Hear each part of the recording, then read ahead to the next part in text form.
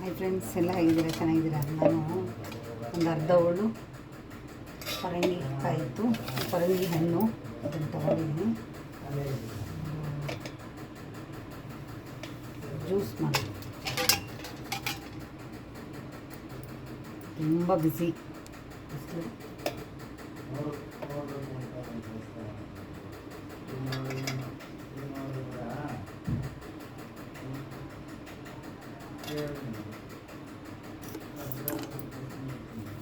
ಸಕ್ಕರೆ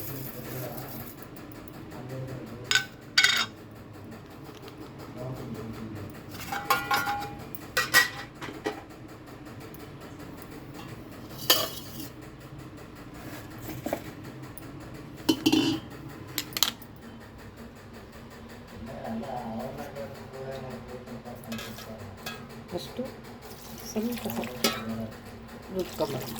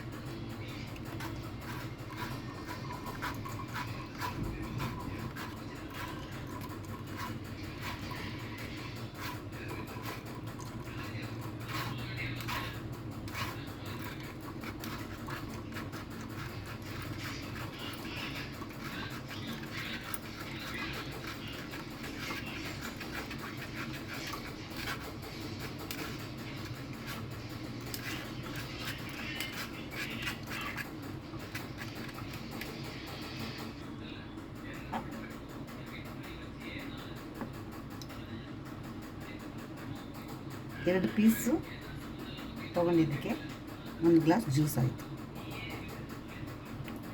ಇಷ್ಟ ಆದರೆ ಲೈಕ್ ಮಾಡಿ, ಶೇರ್ ಮಾಡಿ, ಕಮೆಂಟ್. ಧನ್ಯವಾದ, ಥ್ಯಾಂಕ್ ಯು.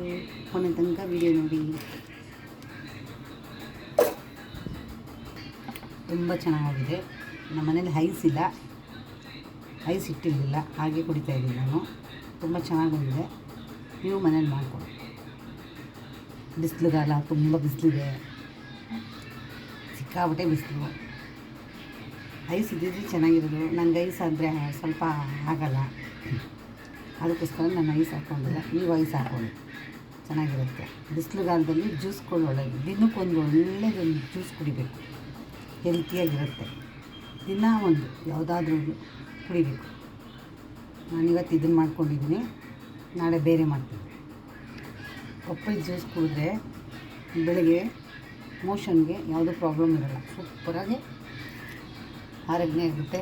ಬೇಗ ಜೀರ್ಣಶಕ್ತಿ ಜಾಸ್ತಿ, ಹೆಲ್ತಿಗೂ ಒಳ್ಳೆಯದು, ತುಂಬ ಚೆನ್ನಾಗಿರುತ್ತೆ. ಹೆಲ್ತಿಗೆ ತುಂಬ ಒಳ್ಳೆಯದು ಪಪ್ಪಾಯ. ಶುಗರ್ ಇರೋರಿಗೆ ಸಕ್ಕರೆ ಹಾಕ್ಕೊಳ್ಳೋಲ್ಲ, ಹಾಗೆ ತಿಂತಾರೆ. ಶುಗರ್ ಇರೋರು ಬೆಳಿಗ್ಗೆ ಹಾಳು ಹೊಟ್ಟೆಗೆ ತಿನ್ನಬೇಕು. ಇದನ್ನು ಎಷ್ಟು ನಾವು ತಿಂತೀವೋ ಅಷ್ಟು ಮೋಷನ್ ಆಗುತ್ತೆ. ತುಂಬ ಹೆಲ್ತಿಯಾಗೂ ಇರುತ್ತೆ ಇದು ಹಣ್ಣು. ಪಪ್ಪಾಯ ಹಣ್ಣು ತುಂಬ ಒಳ್ಳೆಯದು. ನೀವು ಕೊನೆ ತನಕ ವಿಡಿಯೋ ನೋಡಿ, ನೀವು ಮನೇಲಿ ಮಾಡಿಕೊಡಿ. ಏನು ಜಾಸ್ತಿ ಏನು ವಿಚಾರ ಏನಲ್ಲ. kg 20 ರೂಪಾಯಿ ತೊಗೊಂಡು ಬಂದರೆ ಆಗುತ್ತೆ. ನೆನ್ನೆ ನಾನು ತೊಗೊಂಡು ಬಂದು 2 ಪೀಸ್ ತಿಂದಿದ್ದೆ, ಇನ್ನೊಂದು 2 ಪೀಸ್ ಇಟ್ಟಿದ್ದೆ, ಅದನ್ನು ಜ್ಯೂಸ್ ಮಾಡ್ಕೊಂಡಿದ್ದೀನಿ. ತುಂಬ ಹೆಲ್ತಿ. ವಾಶ್ರೂಮ್ಗೆ ನೀಟಾಗಿ ಹೋಗುತ್ತೆ, ಏನು ತೊಂದರೆ ಇಲ್ಲ. ಸೂಪರಾಗಿದೆ. ಹೆಲ್ತಿ ಫುಡ್ ಅಂದರೆ ಇದು.